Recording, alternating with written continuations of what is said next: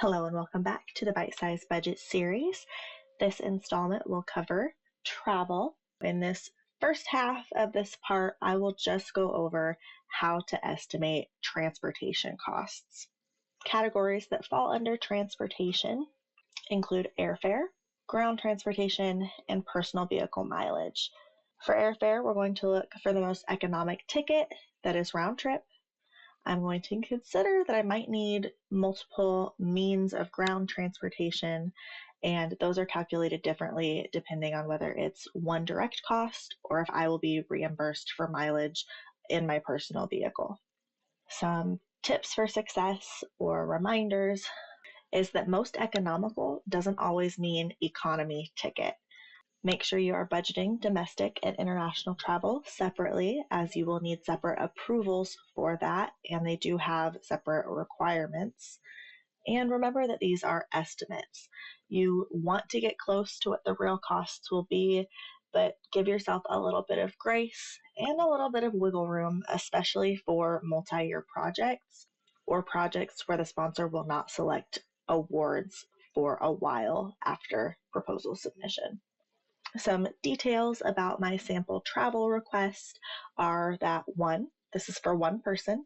The conference is May 13th to 17th, which is 5 days and 4 nights.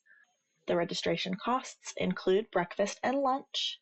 It is located in Washington, D.C. However, the conference takes place in a different location than where my hotel will be. First, looking at airfare, I just went to Expedia and Googled a round trip ticket from St. Louis to Washington, D.C. St. Louis is the airport that is closest to my home, so it is more economical for me to go to St. Louis than it would be to go to Chicago. That may not apply to you. Chicago might be where you need to look. So I am looking at flights that are nonstop, typically. I am looking at cost. I am looking at times. So while I'm looking at this, I note that even the earliest available flight is not going to get me to Washington, D.C. in time for my conference. I need to scratch the idea that I'm going to arrive the same day as the conference start date, and I'm going to have to arrive the night before or the day before, depending on what's available.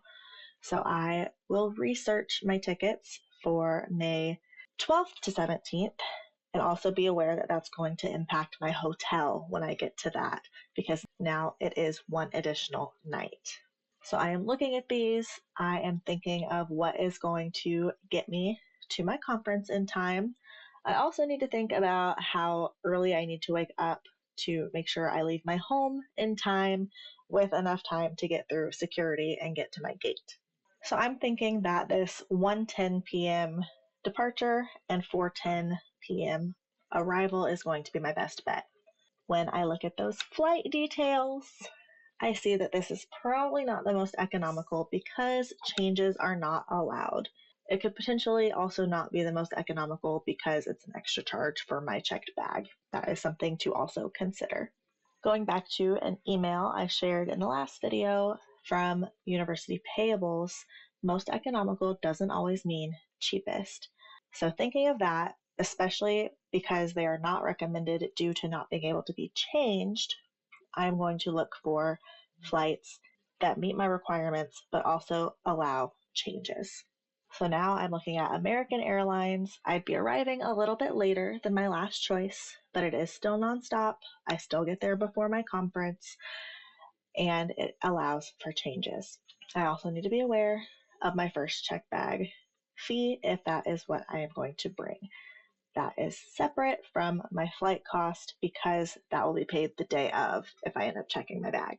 Note, this is also just the one-way cost. Looking at my return ticket, I am also going to consider times, duration of the flight, and cost. This first flight would have been perfect. However, when I looked at the flight details, there was not an option for a ticket that wasn't basic economy. The second flight, one probably won't work if my conference ends at noon, but also is not my preference because it is 7 hours with a layover in Atlanta. This third one looks possible as long as I think I can get through security after the conference in time to get on the plane for a 1:46 departure. It is an additional $227, but it might be the most economical of my options. So looking at the flight details, main cabin is that $227 extra dollars, and you'll note that first check bag is $50. Looking at the $253, the first check bag is included, and that is the only real big difference. So it is more economical in this instance, if I have a checked bag, to choose the $253 ticket over the $227 ticket. When I choose that, I will go to the end to see what the final cost is, because we don't want to forget those taxes, fees, and other charges. So my estimated cost for this is $484.80.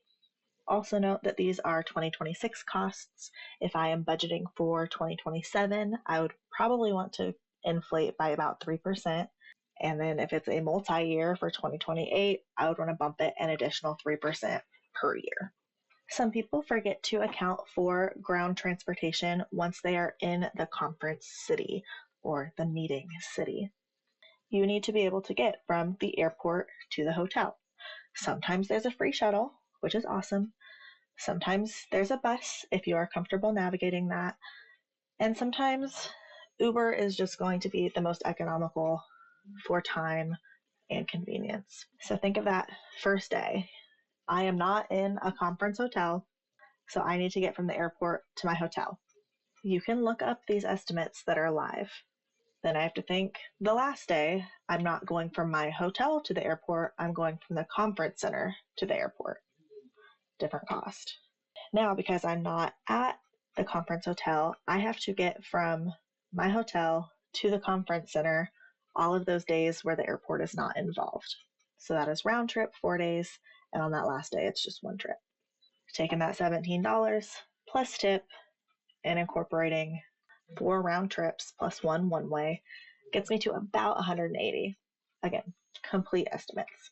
And the one that I see most people forget is if you are traveling somewhere that is not in the same city as home base, you need to account for getting to the airport from home base and back to home base from the airport. This is mileage. It is reimbursed. You are not collecting receipts. When this is put into an expense report, it requires you to put in an address of both locations, and it will calculate how many miles one way and back. And the payment is based on the annual GSA rate.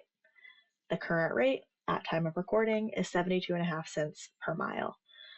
I'm going to estimate that from Taylorville to St. Louis and back is about 200 miles times 72.5 cents each is about 145. And because that is the last of my transportation estimates, the next video I will go over the non-transportation travel estimates.